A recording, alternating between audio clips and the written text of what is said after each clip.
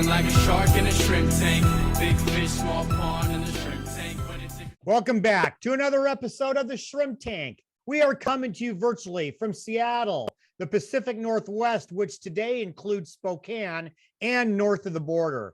Listen, if you want to learn how to start, grow, or run a successful business, this is the podcast for you.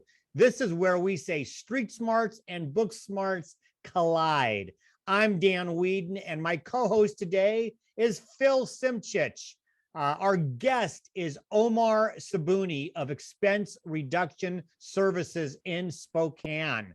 I've gotten to know Omar over the past year. We are members together in Provisors, a great organization. Omar is an expert in helping businesses reduce expenses to become more profitable. Boy, we want to learn about that. I think you do too. Omar is also the second Brit we've had on the show in the past 3 weeks. So it's something of a British invasion that's happening. Welcome, Omar. We'll be with you in just a few minutes. You can find us wherever you get your podcasts. We're on iHeartRadio, Apple Podcasts, Google Podcasts, Spotify, SoundCloud, Stitcher, and YouTube. You might say we are ubiquitous. We come to you from a growing number of cities, including the mothership in Atlanta, Charleston, Boca Raton. We're going to be new in Dallas and New York soon. Now, listen, before we bring on Omar, hello there, Phil. Hello, Dan. How are you? I am doing great. In fact, I think you and I were just yesterday texting. I'm going to tell everybody our secret textings on the side, because I made a very special one day after Valentine's Day dinner for Barb. It was actually came from the Provisors cooking class, Omar. We had a cooking class last week, and I learned this salmon recipe. And of course, I shared it with Phil because he's been sharing his newfound passion of cooking with me. So Phil, what's cooking? Yeah, well, we just had Super Bowl, so I just made some Kansas City ribs, and the sauce was just amazing. Actually had root beer in the sauce and a whole bunch of other good things. And even my one daughter, who really doesn't like ribs, said, "Dad, these are really good." So that's high praise, and away we go into the cooking world. Plus, I kind of like to eat. Could you taste the root beer in there? Was it? No, it was pretty tangy and sweet and just wonderful all over the place. So it was good. What's been your favorite? What's been your favorite thing? Now that might be it, but if it wasn't that, what's been your favorite thing to cook recently? We had the mother-in-law and sister-in-law over a couple of weeks ago, so I did a crown roast of pork with roasted golden apples for a sauce. So they were all impressed. So apparently we'll be making that again. It sounds like you're just going to be making dinner all the time. Now, look, the other thing that you've been sending me, and I know I've been guilty of it, is once you start doing some things like cooking, it's easy to get wowed by all of the cool, fancy stuff that's available. I know you picked up some new cutting boards and I think some knives. You've gone a little whole hog on things, haven't you? Well, the good news is that cooking is a far less expensive hobby than photography or astronomy that I also participate in. So I think I've still got the green light, because I'm probably way below the price of one lens. Unfortunately, I might have to get one or two more orders in before my wife sees this podcast and shuts things down from the perspective of expense reduction. But yeah, one of my favorites is made in USA, all clad pots and a roasting pan. So and a Le Creuset roaster. Like, who knows? I couldn't even pronounce these things a month ago.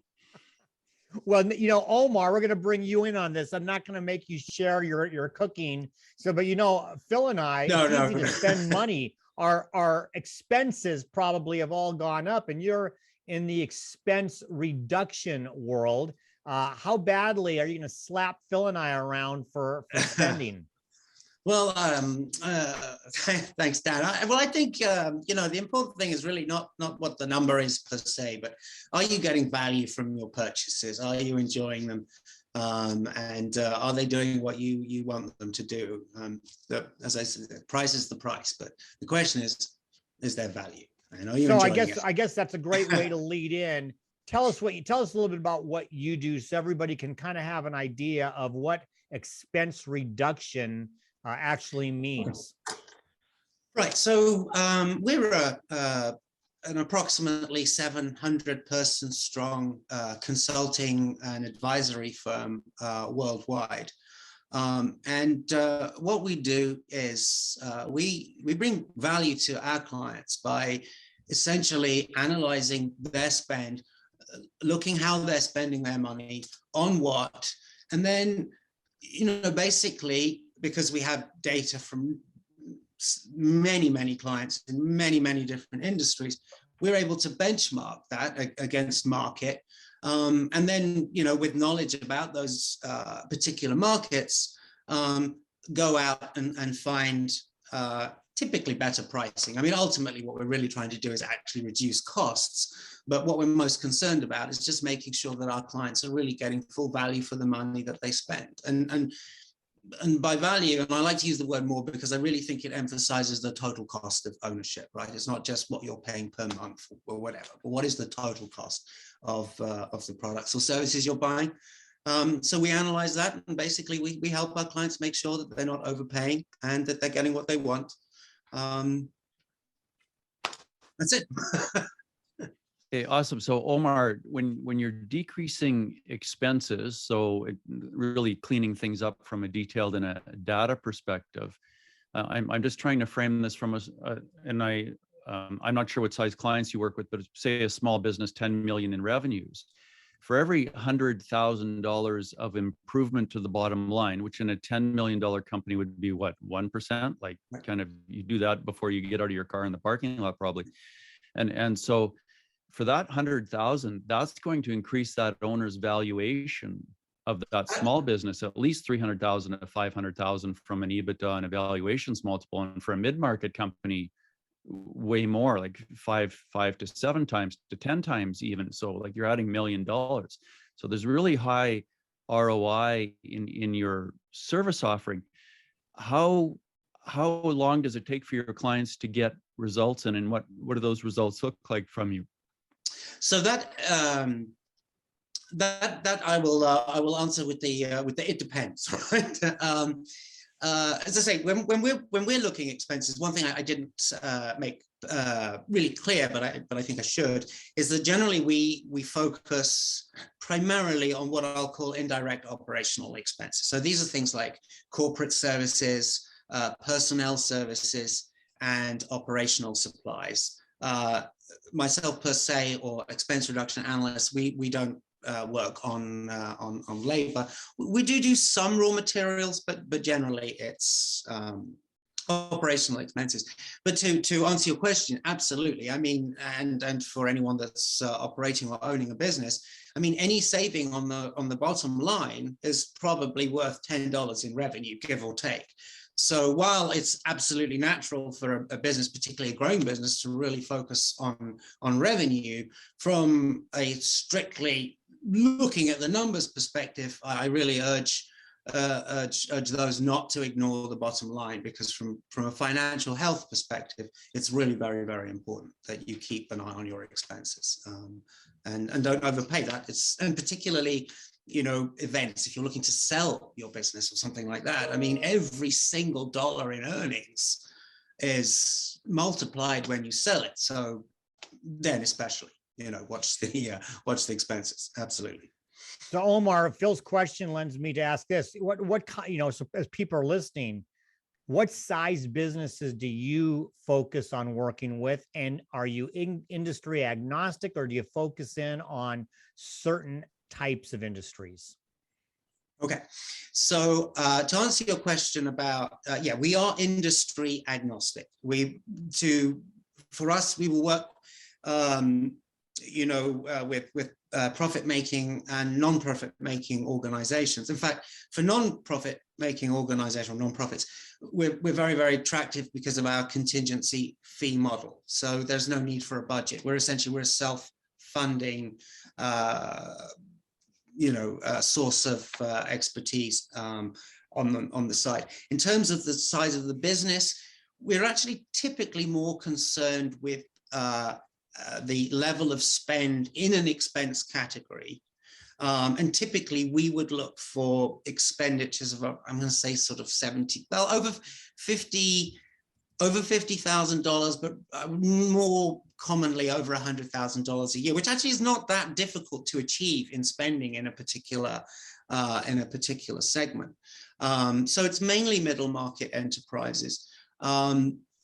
So sort of 20 million revenues and up all the way up to or blue chips and multinational corporations. So we fit in that space. But the real sweet spot, I would say, is probably 20 million to 100 million in revenues or thereabouts, maybe a little higher, but there.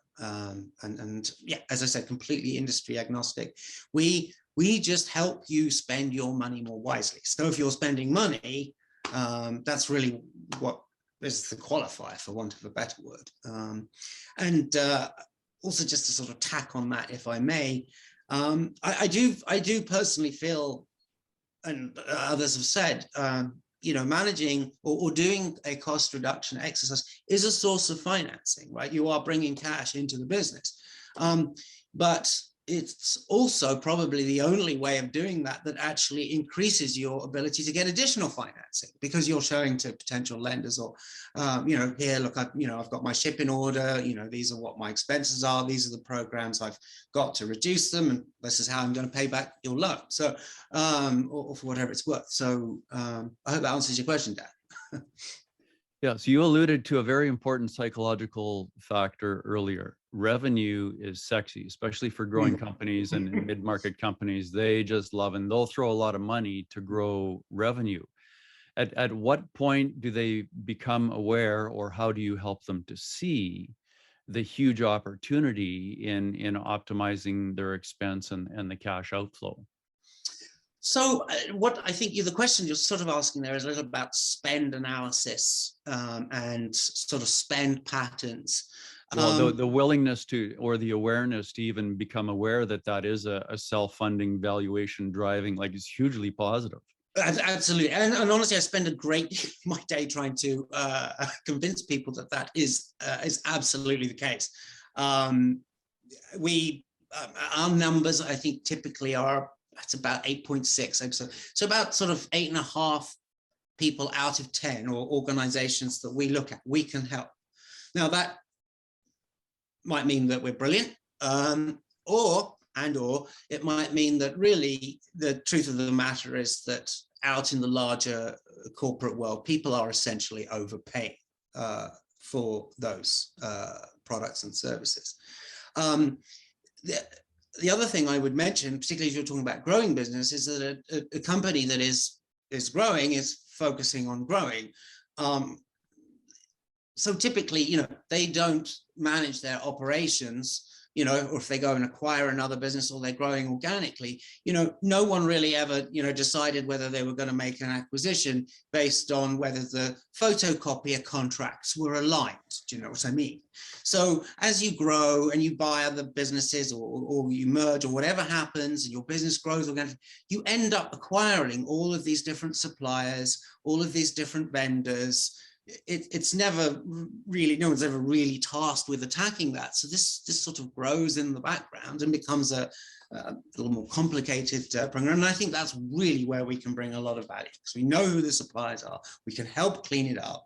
We can, help, talk with the client about, what's the best practice in terms of procurement in that particular segment, and clean it up and bring prices down. But yes, it's not, things grow that way because that's how they've grown. And we find that all the time. And to sort of also answer your question, a lot of the time clients simply aren't aware that that's the case.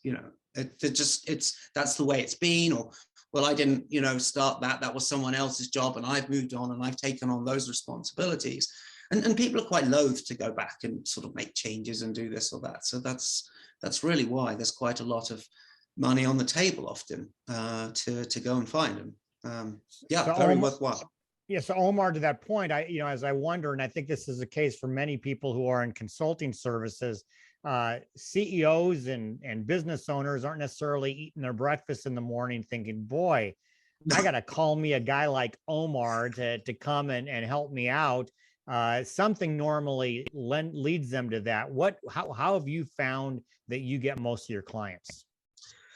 So, I mean, there's a lot, as I say, there's a lot of it is event based. So, for example, a lot of clients come because they are referred by their attorneys, CPAs, business brokers, and other professional service firms that have heard of us, and they just know working with their clients. Maybe they're looking for a little extra revenue, and so they point us in their direction.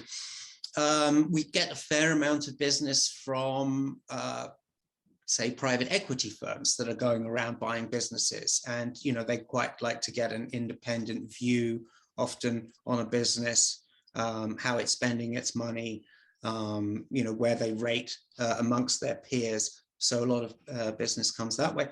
And a lot of it is sort of just personal networking and talking with people. And I think most people quite quickly see the benefit of doing it. But you're right. I mean, it's as we say, there's a lot of frogs on logs. You have to sort of persuade people to make the leap and jump and start those projects off.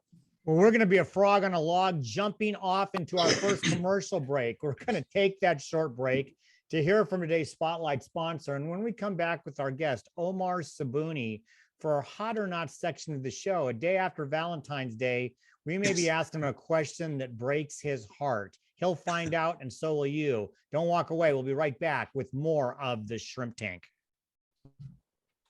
Would you like to grow your business, increase revenues, and raise profits? Would more financing from your banker help you grow? Who is guiding your succession plan? Would you like more control over your business so you can sleep better at night?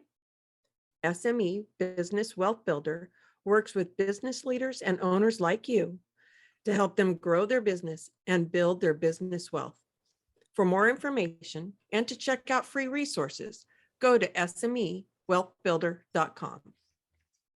Welcome back to the Shrimp Tank, where we interview the best and brightest CEOs and business thought leaders in the greater Puget Sound area and beyond. I'm Phil Simchich, and our guest today is Omar Sabouni for our next segment, Hot or Not.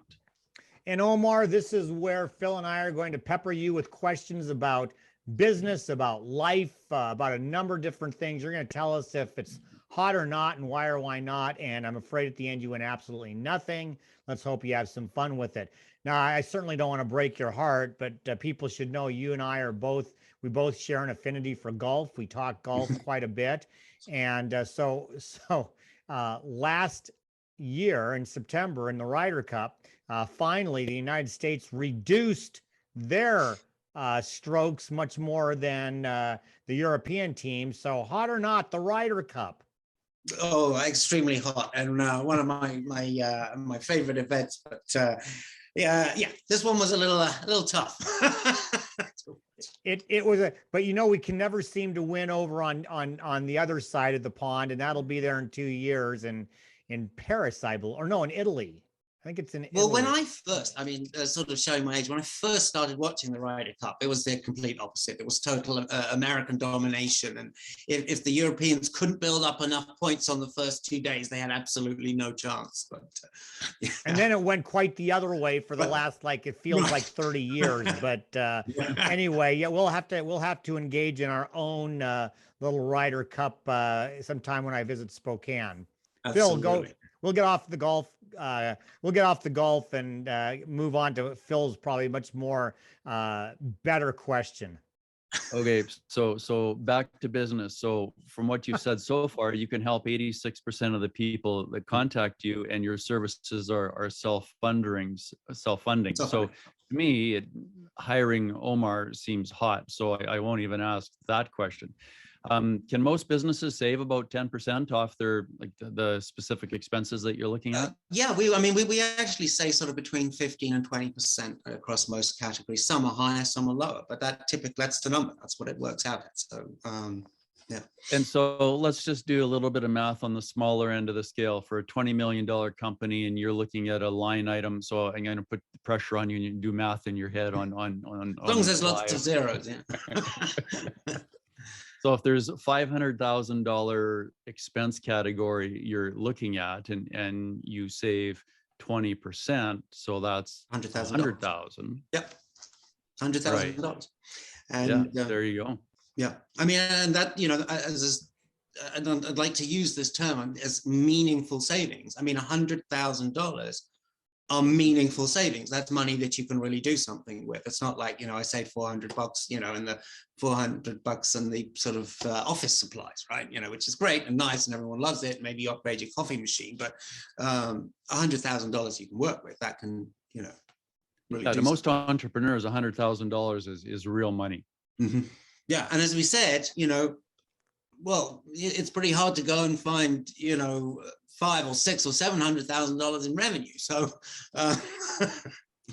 go look at that. Well, yeah, and because that revenue's got to flow, and you're fixing the bottom line. Comes Right. back to valuation. And in mid-market companies, probably 7-10x. You've added $1 million to the valuation. Like, who's not going to get excited about that? There's shareholder value all over the place. Right. Plus, as you're cleaning things up, don't you end up streamlining the overall business? Yeah, so typically, I mean, most of the savings we find are procurement based, right? So they're basically negotiating better pricing and better pricing terms and more appropriate relationships between the bits. So we're Right. trying to So, align yeah, the need. total cost of ownership and all Right. the time involved in getting business done on both ends. Exactly. But at the same time, our internal consultants, our experts are experts, right? And they have worked in a whole array of different industries and circumstances and where other solutions have been found. So they are actual, what I call, you know, sort of qualitative experts as well. And can advise on best practices or new implementation of technology in many cases, or what other peers are doing to tackle these problems, or other business operations. So savings often come that way as well, right? So it can be a mixture, and that way you really are, I think, getting the benefit of the sort of fractional expertise, right? You're getting an absolutely top-rate person, but you're paying for a small amount of their time. In fact, you're not even paying for their time. Your suppliers are actually paying for their time. Yeah, makes sense.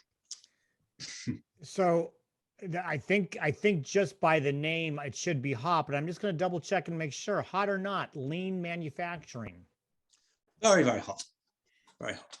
Talk a little bit more about that. I mean, I think probably most people would, I'm going to turn it around. Most people probably would acknowledge that, but where are some of the missed opportunities that maybe folks who are doing lean manufacturing or think they're doing it? Where are some of those missed opportunities?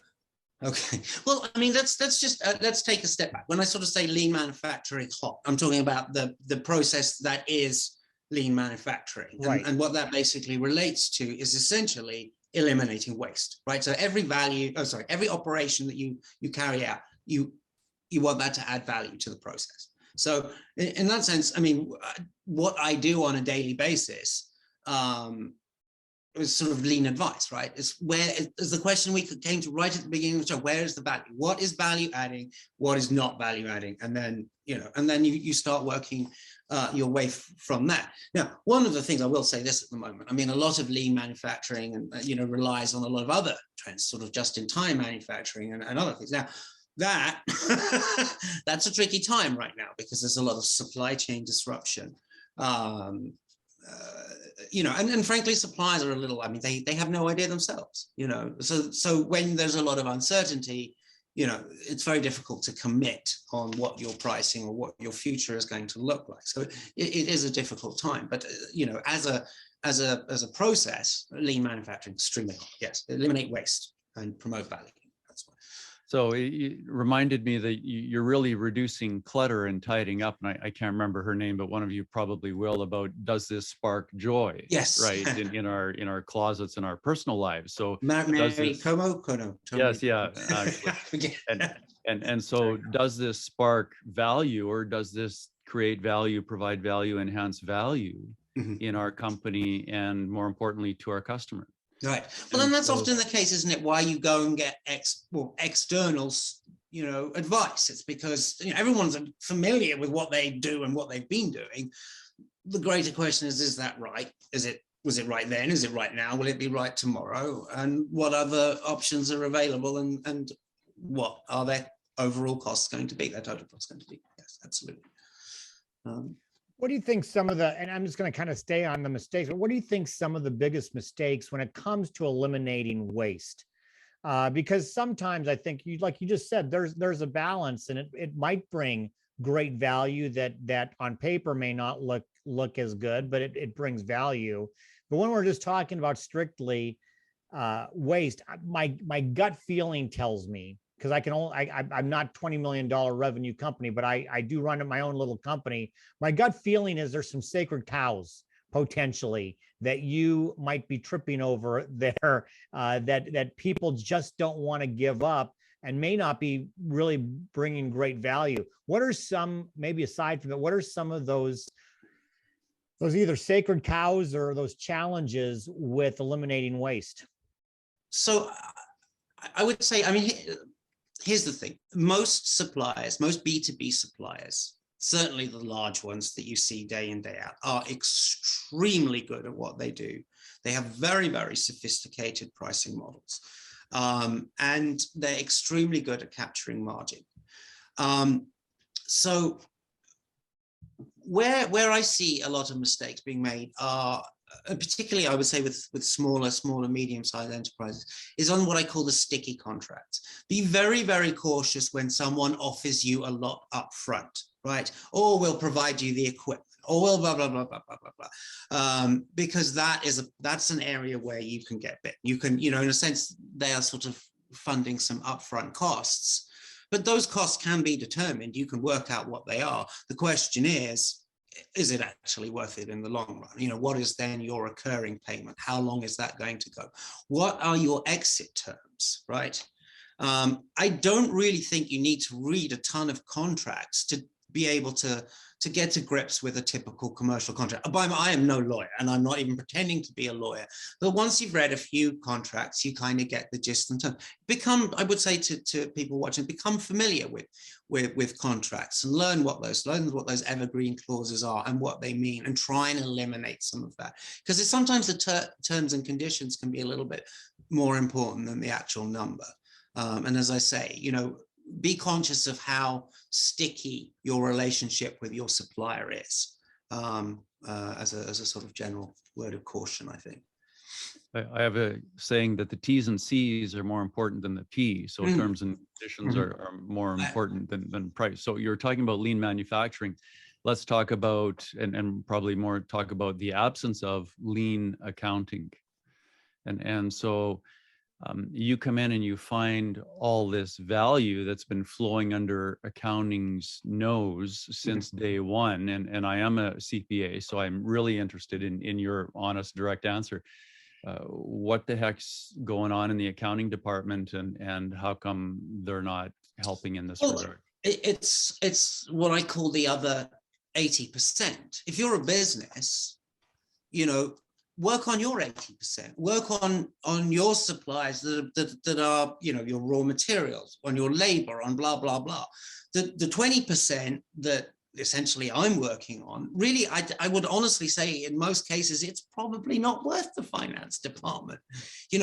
That's us, bring us in, right? We do that bit. And then that allows you and with your resources to then focus on the 80% by value, and let us take the sort of 20% by value, but 80% by pain and numbers, and we'll streamline that process. And I think that really makes the most sense. If you just don't have the people that are expert in, I don't know, negotiating photocopier contracts, don't negotiate photocopier contracts, have someone else do that. Because again, there's a situation. I mean, where I spend quite a lot of time. So many people have large allowances and things like that. But with all of these, offices being closed, those machines are eating money because no one's doing the printing, right? I mean, they're just every month, sort of picking that up. So yeah, let us work on that. So what are the top opportunities you see for companies to save money right now as they're dealing with COVID and people working from home? So, I mean, yes, when I look at what expense categories that we've been looking at that have really gone up a lot, I mean, a lot in telecom. So telecom and IT have been two very, very rapidly growing categories for precisely that, with it's computers and working remotely and buying different software and trying to sort of reformat your business so that your people can talk to each other effectively. So there's a lot of that. A lot in what we call retail and wholesale. So that also there's a lot of sort of personal protective equipment. There's a lot of disruption in logistics and shipping. There. And then one of the biggest areas we serve is also healthcare. So there's a lot of lab testing, chemicals, PPE, and other expenses like that. Again, that's another area that we've put quite a lot of focus in, I think. And education, it's going through a hard time. So them as well. Well, that's boy, that was a great question. I really liked your answer. Hard to believe we have bumped up against our second commercial break. We're going to take that break to hear from our corporate sponsors. And when we come back with our guest, Omar Sabouni, for our famous Plead the Fifth section of the show, we're going to shove Omar into the DeLorean with Doc Brown and send him back in time. You won't want to miss it. Don't walk away. We'll be right back with more of the Shrimp Tank. Plead the Fifth is brought to you by our corporate sponsors: Ideal Life 360, Cornerstone Financial, First Underwriters Insurance, Kitsap Sun Newspaper, BC Fitness Studio, and the Upstart Group.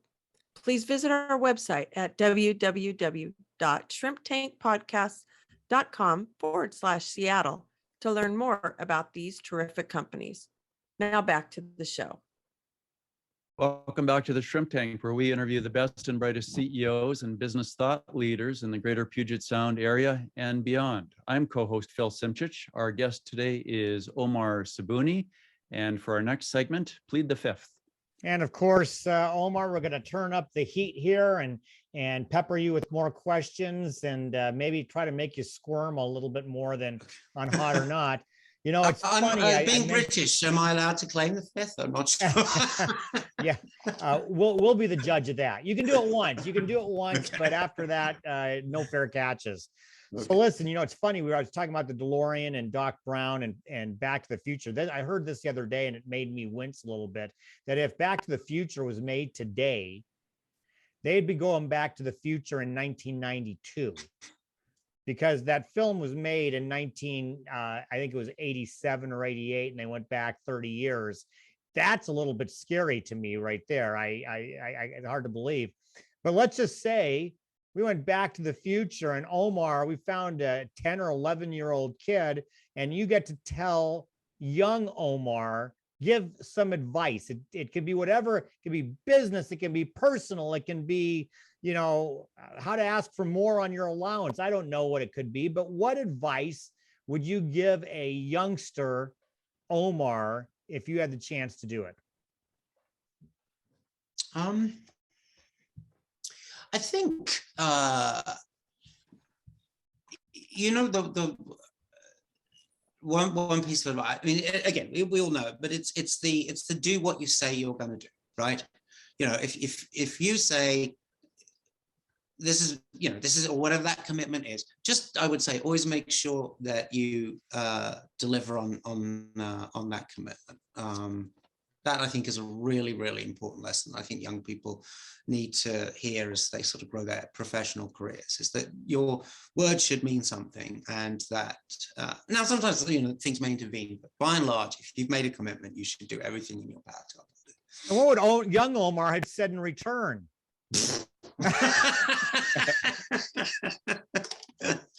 I don't know. Yeah, so probably would have looked blankly or something. I don't know. But I think that's it. And the other thing, I mean, I think is actually, if I can, I sort of tell a little story on this, Dan, and it's, we're talking advice, and I can't really. I was listening to the radio, and but this was living in on Long Island at the time, and it was a difficult traffic time, so I was having to concentrate, on and I couldn't really listen to the radio.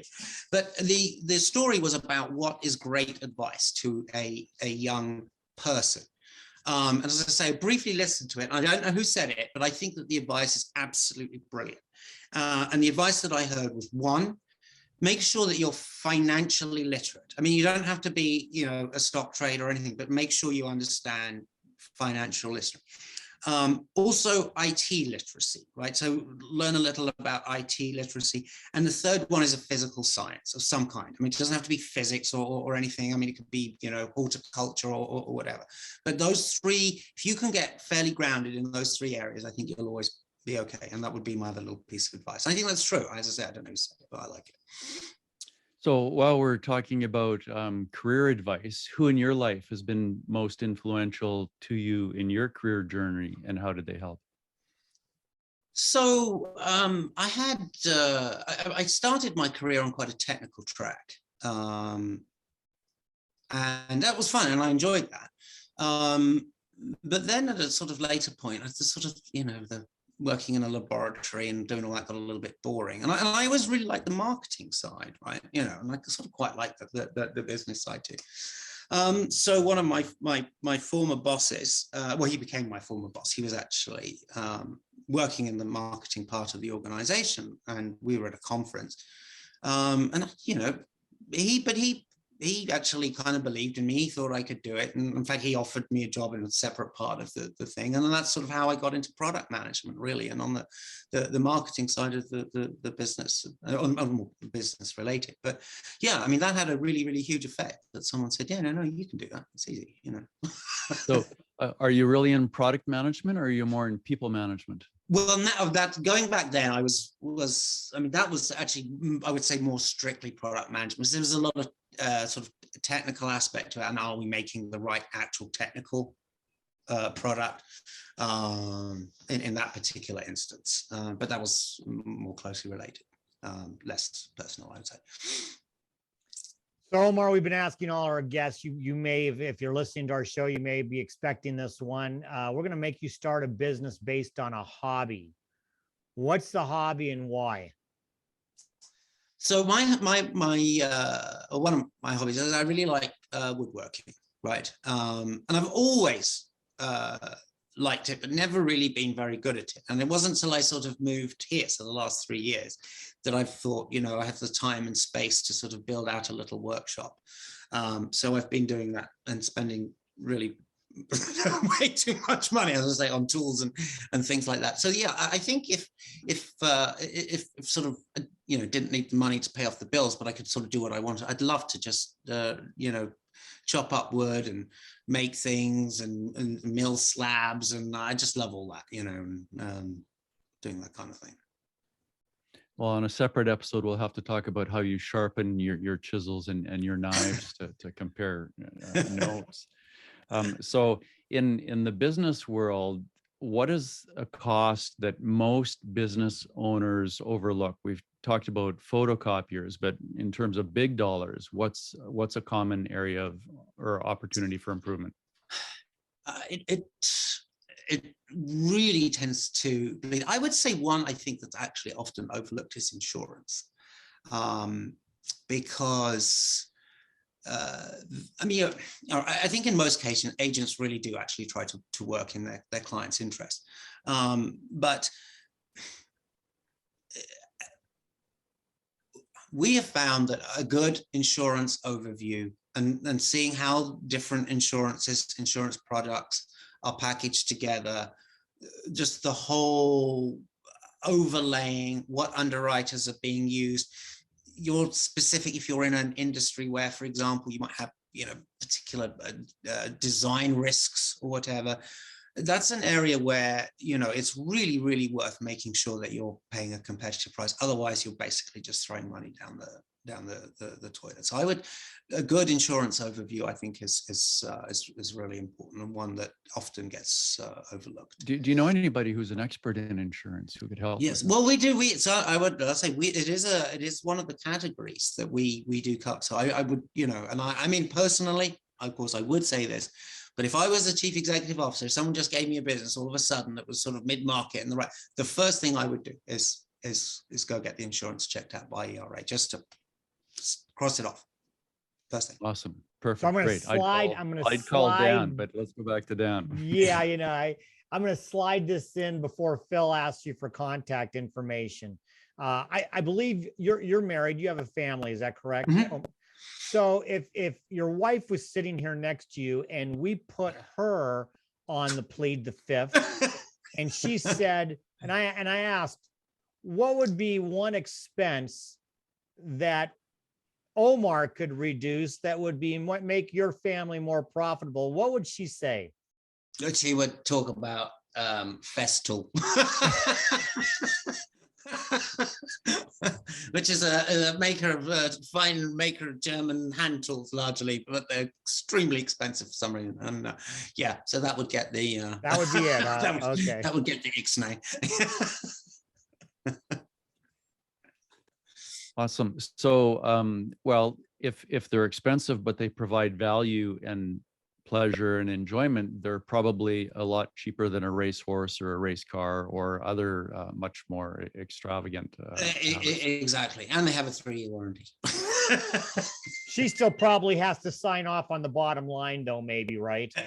Oh yeah, absolutely. It's like I'm the boss in my house, and I've got my wife's permission to say so. Yeah, really. I'm in charge of major decisions as to when I take out the garbage, and she's in charge of minor decisions, which is everything else. Yeah. Omar, thank you so much for being a guest you. here on the Shrimp Tank. So for our listeners that want to get in touch with you and learn more about your company and how you can help 86% of companies out there, and that your services are self-funding and generate a phenomenal valuation boost as well, how can they get more information? I would say that go to Google, type in Omar Sabouni expense reduction, and I'll turn up at the top of the list, hopefully. And please go from there. And not only that, but you can also learn about the ERA itself and the services that we provide. But that's probably the best way. Or my email, osabouni@expensereduction.com. Awesome. Thanks, Omar. Everyone, make sure you check out all the replays on shrimptankpodcast.com/Seattle. And wherever you get your podcasts, such as iHeart, Apple, Google, or Spotify. Please follow us on our show's social media pages on YouTube, Facebook, and Instagram. And I know, first of all, Omar, thank you very much. I know you're also on LinkedIn. We're friends there, so I think people can probably find you there as well.